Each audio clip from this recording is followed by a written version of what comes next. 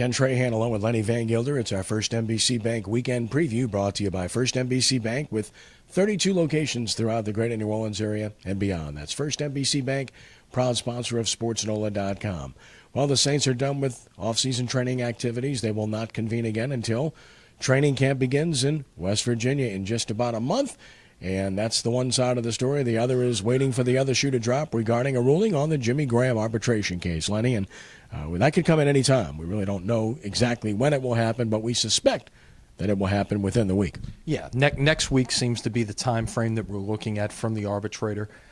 And so you've got a couple of things to consider here. One is, how will he be treated in terms of the franchise tag? Will it be a tight end? Will it be a wide receiver? And obviously both sides have stated their case. You know, the interesting development, if you will, over the course of the week is the information that the NFL supposedly admitted as evidence that Jimmy Graham called himself a tight end on his Twitter feed.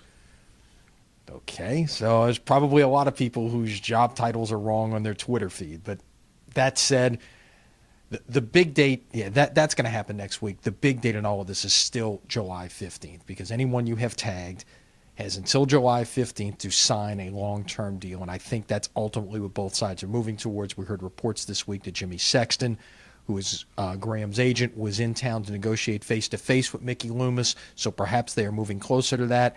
You know, maybe they want to see what the end result is of the arbitrator's ruling, just to see if either side gains any kind of leverage out of that, but clearly we are moving closer to some sort of verdict, if you will, or an end result of this case. Yeah, we take no position on it, and I think what you said is correct. They're going to wait on the ruling to try to gain leverage. Both sides are looking at it that way, but ultimately we can solve this. It's real simple.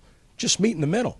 Exactly. You know, exactly. If you want to say he was split out 2/3 at a time and lined up tight 1/3 at a time, well, and give him, you know, 2/3 of the difference between the wide receiver and the tight end. You want to approximate, call it $10 million. Here's the problem. I pointed this out on my radio shows. If they rule in favor of Graham, it opens Pandora's box. Think about all the other players, where they line up and what they do. Kenny Vaccaro is a perfect example. As a rookie, he played slot receivers quite a bit. That would be wide receivers who are played by cornerbacks, not by safeties, and cornerbacks frequently make more money than safeties. They do, and how do you define what the difference between a cornerback and a safety is? Is it how far they play off the line of scrimmage? Because sometimes you play zone and corners are playing 10 yards off the line instead of, you know, a yard or two off the line in press coverage. So there are very vague definitions, and I guess that's what this comes down to here. The game has evolved where people play multiple positions. About the only thing you don't see that being the case is the offensive line and the quarterback. You know those guys play where they play. Pretty much everything else on the field, anybody can line up anywhere. Oh, but wait a minute. Number 68 reports eligible. Hello. That means Zach Strief lined up at tight end. I don't know. I'm just saying. But it's a slippery slope. That's the point. Oh, absolutely. And what is the end all of this? Who knows? The bottom line is the game continues to evolve. The definitions that they build into these collective bargaining agreements have to be flexible enough to allow for the game to evolve. Sticking with football, the Voodoo at home on Saturday night. They take on Jacksonville, 4-game losing streak. I guess light at the end of the rainbow, or at the end of the dark tunnel, as it were, would be the play of Adam Kennedy, the rookie quarterback who came in having not seen an arena game or field before and played rather well against Cleveland, 6'5", with mobility, and a guy that Pat O'Hara really likes. Yeah, it was interesting. He posted a first-person blog on the arena site earlier this week talking about this experience and the quick learning process and how much the arena game is different than the outdoor game. But clearly, he's adjusted quickly, and maybe he's a guy with a future in this game.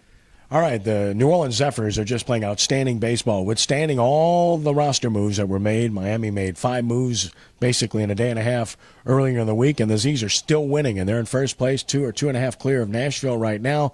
5 games over, another win last night. Homestand continues.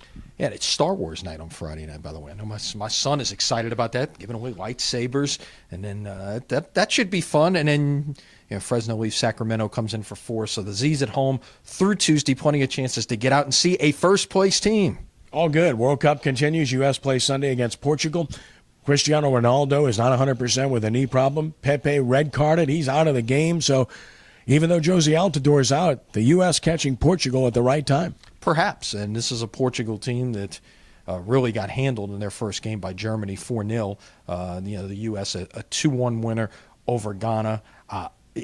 At minimum, the U.S. has to come away with a draw in this game. You don't want to lose and be faced with the prospect of having to at least get a draw, if not a win, over Germany in your final group game to be able to advance to the knockout round. So you want to get that point somehow. If 3 points, you're basically through to the next round. You get a point, you're still in the hunt.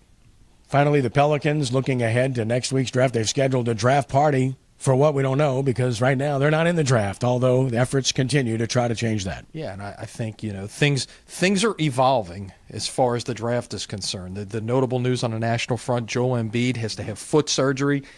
What does that do to his status? Everybody thinks Greg Oden when you hear that. Sure, and on the local front. How about Elfrid Payton, the New Orleanian, stock rising? Now all of a sudden he's been invited to the draft. He could go in the lottery. I mean, his stock has gone from no one knew who he was a year ago, except for maybe people in these parts, to a guy who is certainly a first-round pick and perhaps as high as a lottery pick. Good for him. Yeah, fantastic story, and we'll be following it closely at sportsnola.com, where you can also check out our prep previews, which we have up every day, a new one to watch as we get ready for the upcoming high school football season, which we will be a big part of. Lenny, as always, thanks. Have a great weekend. All right, you too. That's our First NBC Bank weekend preview, brought to you by First NBC Bank, with 32 locations throughout the greater New Orleans area and beyond.